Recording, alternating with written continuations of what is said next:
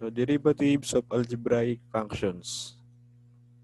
We will start first with the long method or the three-step rule on how to find the derivative of a function. So we're going to focus on algebraic functions first. Suppose we have a function y equals f of x, and we're going to find the derivative of that function using the three-step rule. So we have the following steps. Number one, we're going to perform f of x plus delta x minus f of x. So meaning, we're going to replace x by x plus delta x. And we're going to subtract f of x or the original function. Then we're going to simplify. After simplifying, we're going to divide the result in step 1 by delta x. Again, simplify ulit natin. Then after simplifying, we're going to find or take the limit of the result of step 2 as delta x approaches 0. Okay. So we have the following steps. Number 1, f of x plus delta x minus f of x. So we're going to perform this one. Then we divide this by delta x. So ito na ngayon, f of x plus delta x minus f of x all over delta x. And last, we have the limit of the result of step 2 as delta x approaches 0. So limit of f of x plus delta x minus f of x all over delta x as delta x approaches 0. So ito yung three-step rule on how to find the derivative of a given function. Okay, so let's start. So first we have y equals x cubed plus 2x plus 2. So we're going to find the derivative dy over dx. Okay. So we're going to find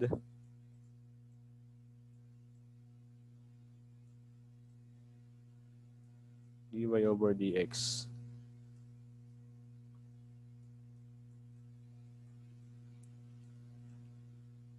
By the way, so we have the derivative symbols. So ang mga derivative symbols, sabihin muna natin. Review lang tayo ulit.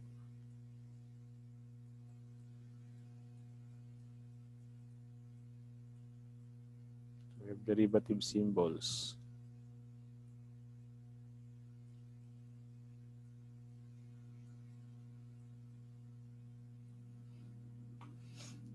So pwede yang, di ba, common is dy over dx. So meaning y is differentiated with respect to x. So meron tayong y as function of x.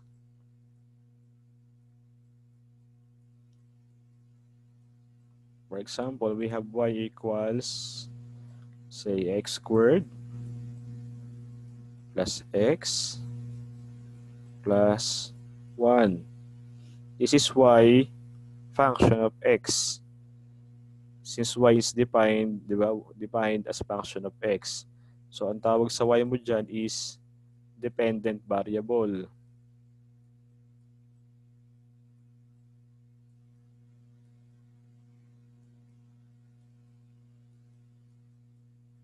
So, dependent variable. Ngayon, yung x dito, siya yung independent variable natin.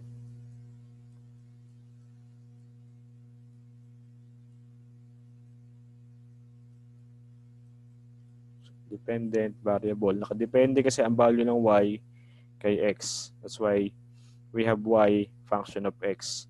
And we're going to differentiate y with respect to x. So kung meron tayong, say, r is equal to s squared plus s minus 1. So we have r, this is r, as function of s. So nakadepende yung r sa value ng s. Now, if we're going to differentiate this equation, this function, so we will get the derivative of r with respect to S. So meron kang dr over ds. Okay. So another common symbol is y prime. Again, this is also based as y function of x. Pag y prime, y is differentiated with respect to x pa rin. Y prime, y is differentiated with respect to x. Okay. Also, pwede mo siyang gawin as f prime of x. So your function f of x is differentiated. No? So we have f prime. So ginagamit din nila minsan yung d sub x of y. Diba? So your function y is differentiated with respect to x. Diba? Gumagamit din ng d sub x of f of x. Diba? The function is differentiated with respect to x. So yun yung mga common symbols. Pero ang kadalasan ginagamit itong una, pangalawa, at pangatlo. So yun ang mga common symbols na ginagamit for differentiation. Okay. Okay, so we're going to find dy over dx, or the derivative of y with respect to x. But for now, we're going to use the long method of finding the derivative, which is a three-step rule. Okay, simulan natin.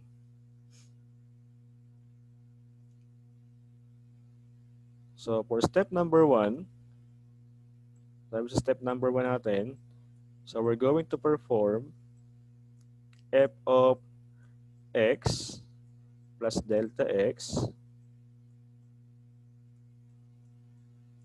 minus f of x. So this is y as function of x. Diba? Y is equal to f of x. So why our f of x is equal to x cubed plus 2x plus 2. And when we say f of x plus delta x, so we're going to replace x by x plus delta x. Okay, simulan natin. So we will have, so yung x cubed ay magiging x plus delta x. Yan yung unang x. Siya ay x cubed, so we have x plus delta x quantity cube. Plus 2x, kaya 2, so replace x by x plus delta x. Plus 2. So ito yung x cube plus 2x plus 2. Siya yung f of x plus delta x. Kasi lahat ng x ay pinalitan natin ng x plus delta x.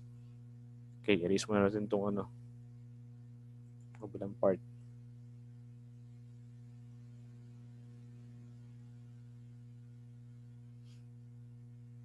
So yun ang unang step. And then we're going to simplify. After i-expand, after i-remove yung grouping symbols. So let's see what will happen.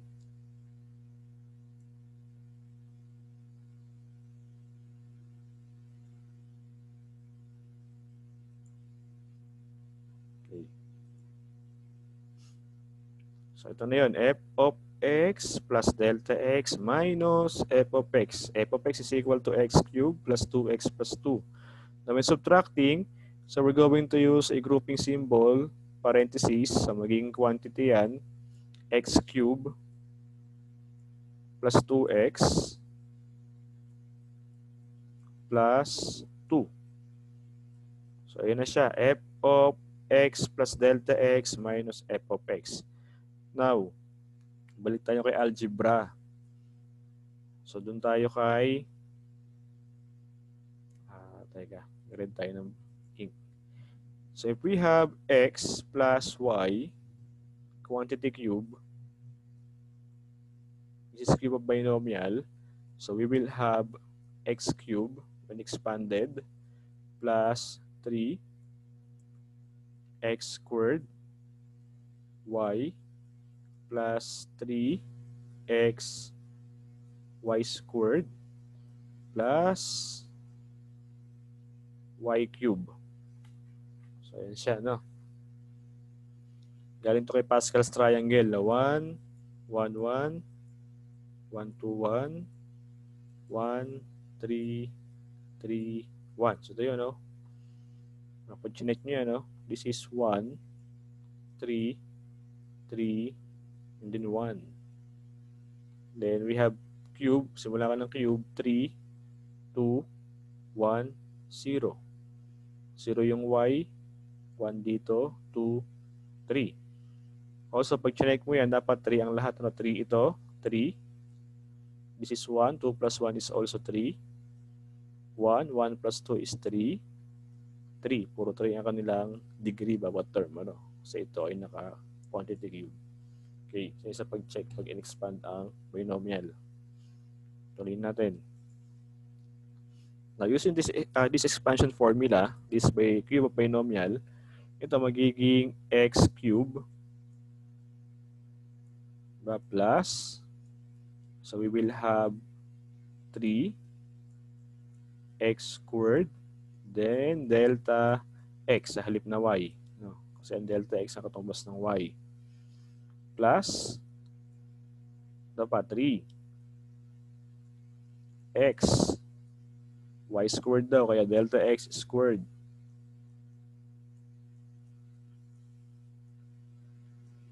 Then, plus y cubed, so we have delta x quantity cube. Sige. Ngayon, dun tayo kay 2 times x plus delta x, multiply natin. 2 times x is 2x plus 2 times delta x, so we have 2 delta x plus 2. Then now, removing grouping symbol, we have here minus the quantity x cubed plus 2x plus 2. Di ba? Pagka ang nasa harapan ng ating grouping symbol ay negative, mare-reverse yung sign ng bawat term. Or pwede mo siya i-multiply yung sign. Kaya magiging negative x cubed, negative 2x, negative 2. So, removing parentheses, we have negative x cubed minus 2x minus 2. Now, we're going to simplify. Okay. Meron ba tayong pwede i-cancel? Ito, x cubed is positive. Ito ay negative. So, 0 na yan. Alisin na natin. Another one is positive 2x, then negative 2x. So, similar. Magkaibang sign. Masi-0 yan. So, alisin na natin. Positive 2, negative 2. So, same yan. Tanggal yung sign. Tanggal yan kasi magkaiba ng sign. So, 0 na yan. Then, doon tayo ngayon sa may iwan. Rewrite natin. So, we will have 3x squared delta x plus 3x delta x squared plus delta x cube plus 2 delta x. So, ito ngayon yung simplified solution dun sa step number 1, which is f of x plus delta x minus f of x. Now, we're going to divide the resulting equation in step 1 by delta x. Dun tayo kay step number 2. Step number 2 is we have f of x plus delta x minus f of x. So, divide by delta x. Ito na yun yung result nung step number 1 is to divide by delta x. So, we have 3x squared delta x plus 3x delta x squared plus delta x cube plus 2 delta x. So, divided by delta x. Okay. So, di ba sa fraction, pag over the same denominator, pwedeng paghiwa-hiwalayin para mas masimplify natin. So, we have 3x squared delta x. So, divide by delta x, paghiwa-hiwalayin natin, over the same denominator yan, plus 3x delta x squared. So, over delta x plus delta x cube over delta x plus 2 delta x over delta x. Kung tayo ngayon sa pwede i-cancel. Okay. So, dito sa una, cancel si delta x. Delta x over delta x is 1. Kaya cancel na natin. Ito naman, cancel si delta x. Itong cube magiging squared. Sige, cancel. Tanggal yung isa. Dito, delta x, cancel sa ilalim. Ito ay naka-cube, 3. Iwasan na isa sa magiging 2. Squared yan. Cancel dito yung delta x. Delta x over delta x is 1. Okay. Now, we will have simplified answer na 3x squared na lang. Times 1 is 3x squared. Plus 3x times delta x. Ako rin dito, no? Mali pala ako ng type. Ito yung squared pala dapat, no? Squared. Okay. This is delta x. Delta x squared. Okay, so pag ginansel yan, 1 na lang, ano? Sige. Kaya 3x delta x plus, ito ay squared. So, delta x squared plus 2. Ito ngayon yung simplified noong step number 2. Now, for step number 3, okay, so step 3 tayo, we're going to take the limit. So, step 3 is limit of f of x plus delta x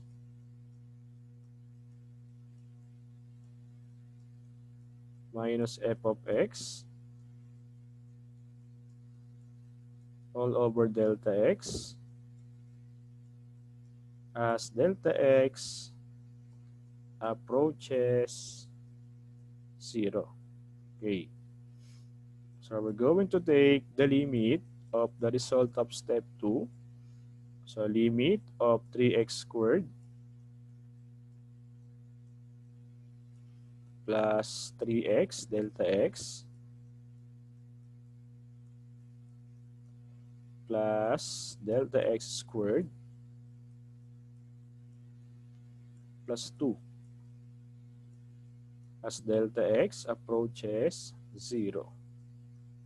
Okay, so meaning we're going to replace lahat ng delta x ng 0. Papalitan natin. Kaya magiging 3x squared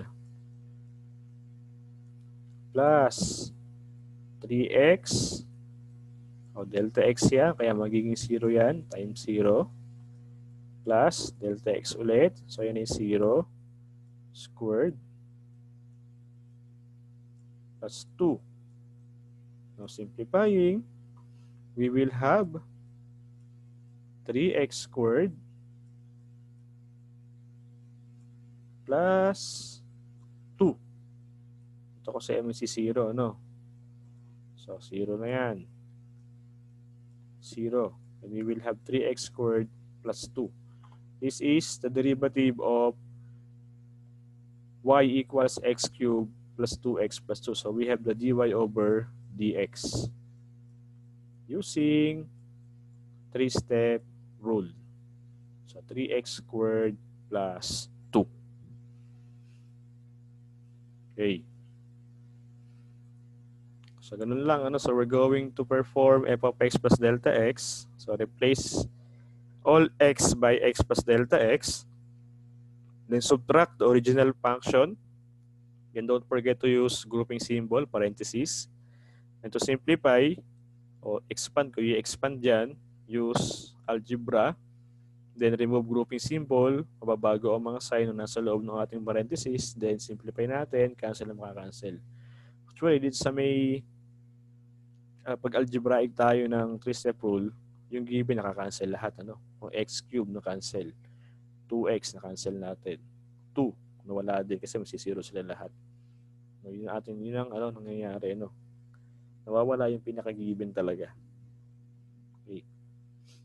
Then, divide by delta x. Pagka-simplify, take mo ang limit as delta x approaches 0. So, ito yung ating 3-step rule. Okay, so magbigay tayo ng medyo mahirap ng bahagya. O medyo mahabang solution natin.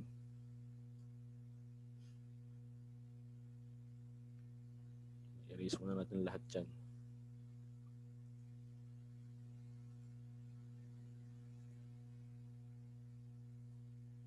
So we have y equals 3 over square root of x plus 2. So again, also we're going to find here derivative using 3-step rule. So find dy over dx. Okay.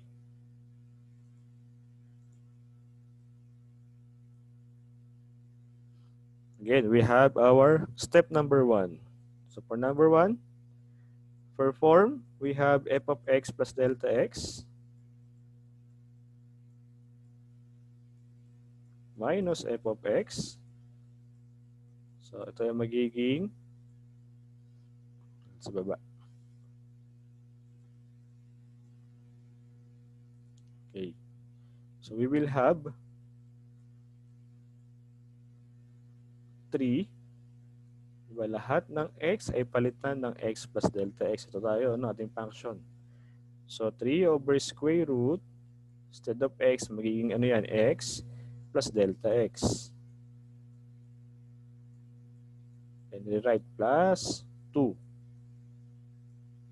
Okay, so ito yung ating f of x plus delta x. As minus tayo ng f of x. Itong ating f of x, original, 3 over square root of x plus 2. Okay. Now we're going to simplify. Pag meron tayong fractions, ang ginagawa para ma-simplify is LCD. Diba?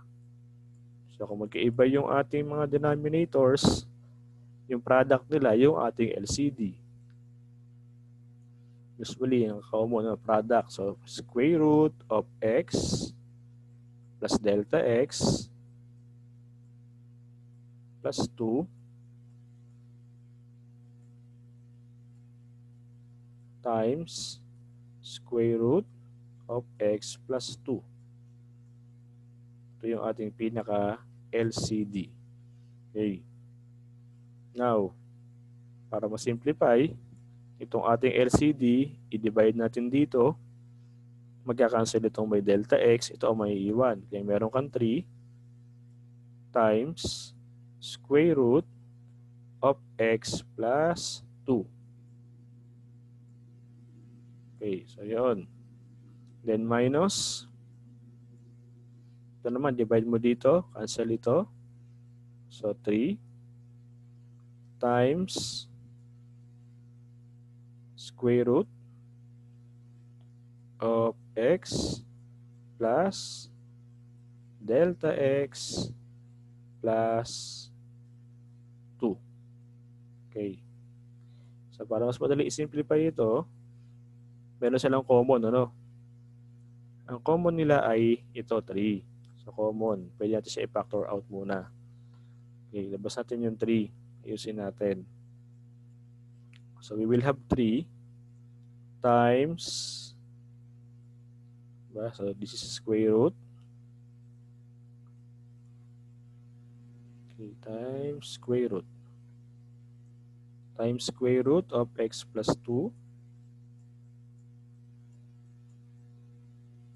minus square root of x plus delta x plus 2. All over the denominator, o write lang natin yan, product of square root of x plus delta x plus 2, x plus delta x plus 2 times square root of x plus 2. Okay, now how to simplify this fraction?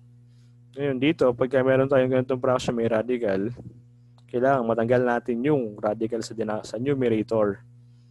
So pag chinek mo yan, ito ay difference. Balik tayo ng algebra. Okay. So kung meron akong x minus y, at multiply ko dyan yung x plus y, ang kalalabasan nun ay x squared minus y squared. Kasi para matanggal natin yung radical dito, yan, itong radical, kailangan ma-square yan, no? Parehas, para matanggal yung radical. So para ma-square yun, multiply natin yung opposite ng operation, no? Which is sum. Ito kasi ay naka-difference. So multiply mo yung sum. Para ang kalalabasan, difference of two squares sa algebra. So yun ang ginagawa pag meron tayong square root. Kung ito ay naka-plus, ang given plus, multiply mo yung minus. Minus naman, ano, magkamukhang term lang. So para magkaroon tayo ng difference of two squares. Okay. Pagka naman yan ay naka-cube root, so gagamitin nyo naman dyan yung sa special product, no? Special case of product, binomial and trinomial. Okay. Natin. So we're going to multiply the equation by square root of x plus 2 plus naman plus square root of x plus delta x plus 2. Kung ano yung ginawa sa taas, gagawin sa baba. Ganun din sa baba, x square root of x plus 2 rin. Plus square root of x plus delta x plus 2. So ito ay, pag dinivide mo yung 1 lang yan, 1. So wala ka rin, parang kang wala ka rin multiply. Kaya kung ano yung multiply sa taas, multiply sa baba. Okay, usin natin. Then we will have, ito na siya, ano, ito yung ano mo, parang x minus y, x plus y. Ito siya, ano yun, parang ito yan. Naging square root lang. So ang kalalabasan mo is x squared minus y squared. Kaya magkakaroon tayo ng 3, di ba, times, so we have square root, yung parang x natin, x plus 2 squared, you know, x squared minus square root of x plus delta x plus 2 quantity squared. O yan, para ka nang merong ano dyan. Para ka nang merong x squared saka y squared. X squared minus y. Ito yun, ano? X squared minus y squared. So yun yung ginagamit, no, sa algebra. Special products. All over. Kasi natin.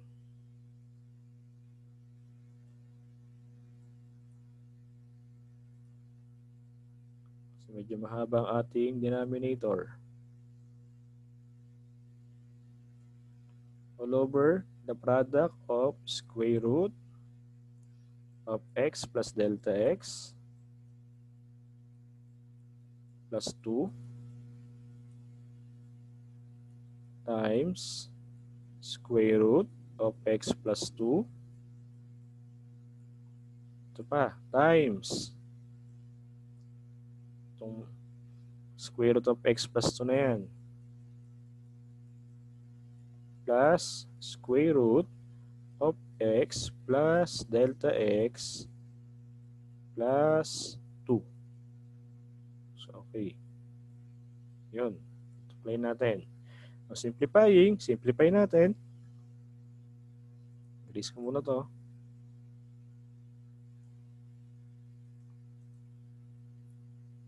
So, we have 3.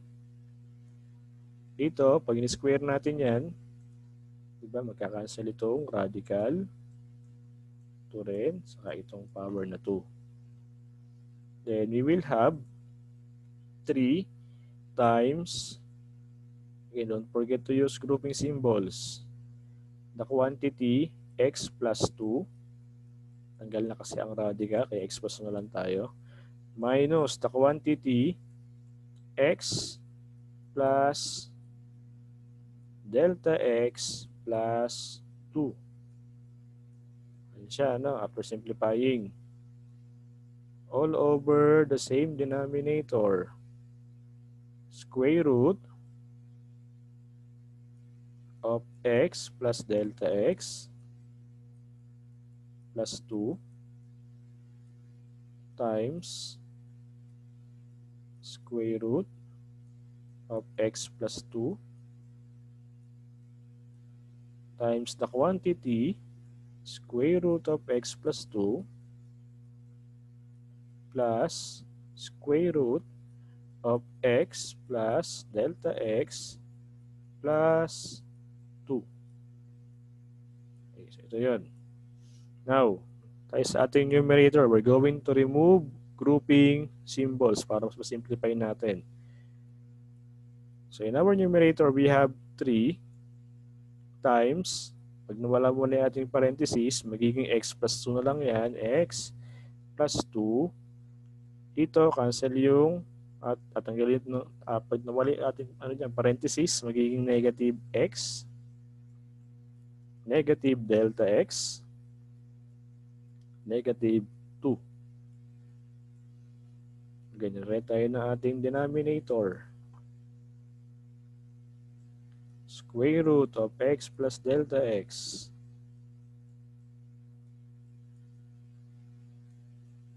plus 2 times square root of x plus 2 times square root of x plus 2 plus square root of x plus delta x plus 2. Okay. So in our numerator, pag chinek nyo yun, meron doon makakancel. X and negative x. So 0 na yan. No? 0. Same with positive 2 and negative 2. Masi-0 yun.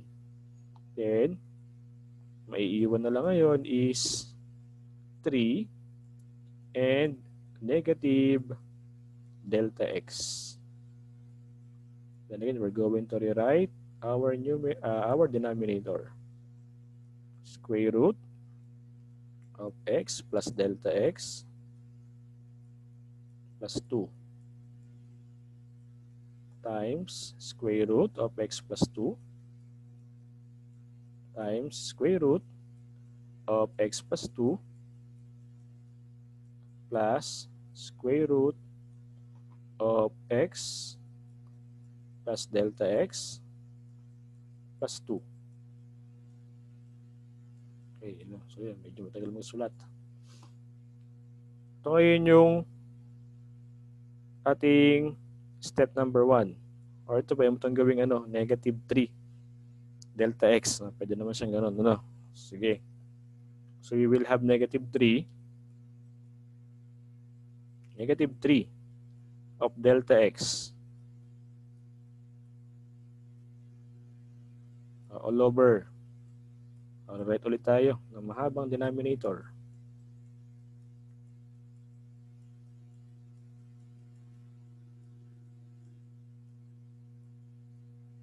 Square root of x plus 2. square root of x plus 2 plus square root of x plus delta x plus 2. Okay. Ito yung step number 1. So, ganyan siya kahaba kapag naka-radical. Okay. Doon tayo kay step number 2. So, we're going to divide the result of step number 1 by delta x. Okay, mag-erase muna tayo. No? So, this is step number 1. Erase muna natin simulan yan.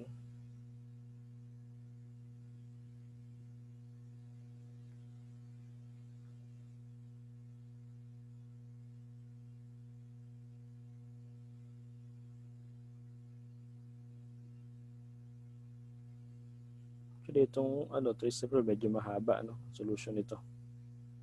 But by using differentiation formulas, maiksi na yan. Okay. Step 2 would be divide by delta x. So, yan ay f of x plus delta x minus f of x. So, divided by delta x. So, we will have, so sa halip na all over sa delta x, pwede siyang 1 over, no? Yung cosine division, ganun din. So, 1 over delta x. Ayan, dinivide mo siya ng delta x. Multiply mo yan doon sa result ng step 1. So, times, diba, mo tayo ng dot, negative 3 delta x. Ito ang resulta ng step 1 over the denominator, quantity, square root of x plus delta x plus 2 times square root of x plus 2 times the quantity square root of x plus 2 plus square root of x plus delta x plus 2. So, okay yan. Ganon din siya pa nag-divide. Sa halip na i-over nyo yung ating result ng step 1, pwedeng 1 over x. Usually, pagka-fraction yung kinalabasan ng ating step 1, so mas advisable na i-1 over x natin yung division ng delta x. 1 over delta x na lang. Mas madali siyang i-simplify. Kaysa kayo minsan extremes. Okay. So, dito pala kita natin na taas at baba. So, cancel na itong delta x natin dyan. Okay. So, the simplified form of step number 2 would be negative 3 na lang sa taas. Negative 3 times 1 is negative 3 over our denominator. Teka, ulisin natin. Medyo napaling. Okay. Over the denominator, square root of x plus delta x plus 2 times square root of x plus 2 times the quantity square root of x plus 2 plus square root of x plus delta x plus 2. Then, we're going to take the limit for our step number 3. Step number 3 would be limit of f of x plus delta x minus f of x as delta x approaches 0. Okay. Okay, so we have the limit of negative 3. So natin ulit. Limit of negative 3 all over square root of x plus delta x plus 2 times square root of x plus 2 times the quantity square root of x plus 2 plus square root of x plus delta x plus 2. Okay, as delta x approaches 0. Ayun siya ngayon, ano? So, meaning we're going to replace lahat ng delta x by 0. So, ganun gagawin natin dito. So, replace x o delta x by 0. Okay, using natin. Then we will have negative 3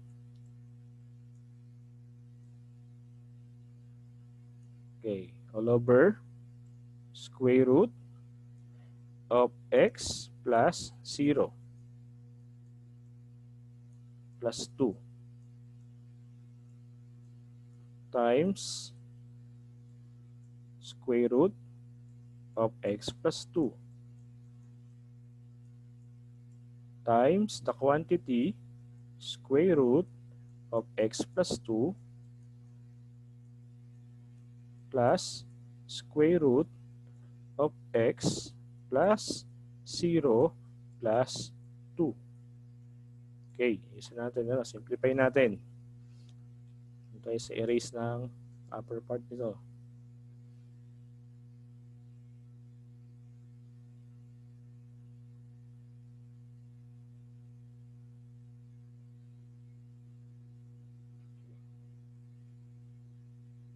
Then we're going to simplify.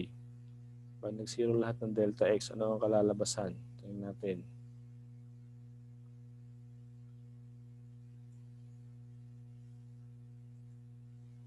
Okay. We have negative 3 for our numerator. Then for our denominator, we will have square root of x plus 2 times square root of x plus 2. Kasi yung delta x ay nag-0 na. Times square root of x plus 2 plus, 0 yung delta x doon, kaya maiiwan na lang yung x plus 2, square root of x plus 2. Then, again, sa ating algebra, radicals, square root of x plus 2. Ito, multiply natin yan. Magiging x plus 2 na lang yan. Para in-square mo yung x, square root ng x plus 2. So, makakancel yung radical. We have negative 3 over, ito ngayon, x plus 2 na lang. So, dito, meron ko isang square root of x plus 2 saka isa pang square root ng x plus 2, magiging dalawa sila. Kukombine natin. 1 plus 1. So, we have 2 square root of x plus 2. This is our dy over dx. So, yun ang kanyang derivative. Negative 3 over x plus 2 times 2 over 2 square root of x plus 2. Or pwede mo pa yung i-rewrite as negative 3 over 2. Diba? Times, unahin mo lang 2. 2 times x plus 2 times square root of x plus 2. So this is our dy over dx, or derivative of y with respect to x. Okay, so negative 3 over 2 times x plus 2 times square root of x plus 2. Okay. So, yan yung 3-step rule. Sa pagkuha ng derivative ng function, ng algebraic function.